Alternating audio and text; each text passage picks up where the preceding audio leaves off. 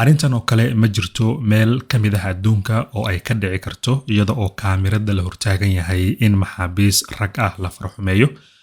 Bannaanka ayuu u soo baxay muuqaalka askar Israa'iili ah oo kufsanaya koox Falastiiniin maxaabiis ah.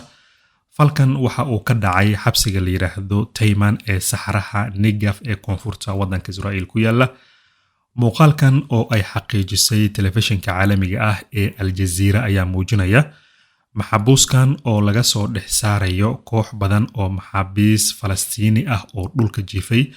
Dhibanaha ayaa kadib waxaa la geeyay gidaar ama derbi halkaasoo ilaalada iyaga oo gaashaankooda isticmaalaya si ay uga dhuntaan ama ay u qariyaan aqoonsigooda.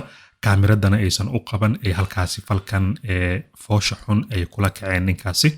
Weerarkan ayaa waxaa la rumaysan yahay inuu yahay mid aad u xun iyada oo dhibanaha loo gelbiyey ama la geeyay isbitaal. Warbaahinta gudaha waddanka Israa'iilna waxay wariyeen in dhibanahaasi markii loo waday isbitaalka in socodka uu dhibayay.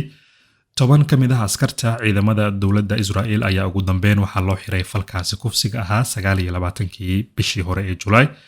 Kiiskan waxa uu gilgilay bulshada waddanka Israa'iil ee gudaha iyo dibadda jooga. Askartu waxay ka tirsan yihiin falkan geystay cutubka loo yaqaano Force 100 waxa ay u xil saaran yihiin ilaalada xaruntii falkan uu ka dhacay. Dacwad oogaha militariga ee waddanka Israa'iil ayaa waxa uu sii daayay 3 ka mid ah askartii loo xiray falkaasi kufsiga ahaa 4tii bishan hadda aynu ku guda jirno ee Agoosto. balse 2 kale oo horey loogu xiray iyagana fal kale oo sidan oo kale ah oo kufsi ah ayaa iyaguna la sii daayay. Halkaasoo dibadbaxyaashuna ay isugu soo baxeen si ay u taageeraan askartii la xiray. Waxaana banaanbaxyaashu ay dalbanayeen in askartaasi falka geysatay la sii daayo. Videogan waxa uu argagax oo ku riday dad badan oo ka tirsan bulshada Israa'iil. Qaar ka mid ah goobjoogayaasha oo ay ku jiraan kooxda maxalli ah oo u dooda xuquuqda aadanaha iyo 2 hay'adood oo qaramada midoobay ka tirsan ayaa ku dhawaaqay walaacooda ku aadan sida loola dhaqmayo maxaabiista Falastiiniinta ah ee gacanta ugu jira ciidamada dowladda Israa'iil. Kadib markii la xiray ciidamada kaydka ah ee 29kii Luulyo ayaa kooxda midigta fog oo qaarkood ay ku jiraan xubno ka tirsan golaha wasiirada ee dowladda Israa'iil ayaa maalintaasi waxay gudaha u galeen saldhiggii ama xabsigii falkan uu ka dhacay ee koonfurta Israa'iil. Markii ay halkaasi tageen oo ay waayeen askartii la xiray ayaa waxa ay u jeesteen saldhig kale oo 60 kilomitir u jira meeshan falku ka dhacay. Halkaasoo askarta lagu hayay su'aalana lagu weydiinayay. Halkaasi waxay u tageen inay si qasab ah ay u sii daayaan askartaasi falkaasi foosha xun kula kacay maxaabiistaasi Falastiiniinta ah.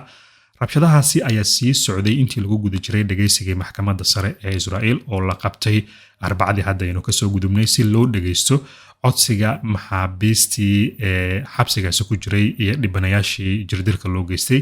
Dhacdadan waxaa hakiyay dad fara badan oo mudaharaadyaal ah oo taageerayay in askartaasi la sii daayo. Isla markaana dadkaasi banaanbaxayay waxaa ku jira dhibanayaal ama dad sheegay inay dhibanayaal u ahaayeen weerarkii 7 Oktoobar dhacay ee Xamaas ay geysatay.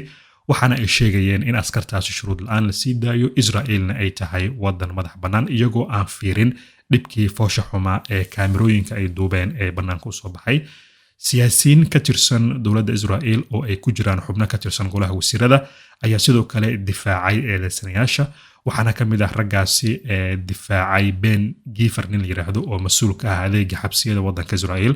waxa uu sheegay warbaahinta Israa'iil maalintii la xiray ciidankaasi kaydka ahaa inay ceeb ku tahay Israa'iil inay xirto waxa uu ugu yeeray geesiyaashiisa.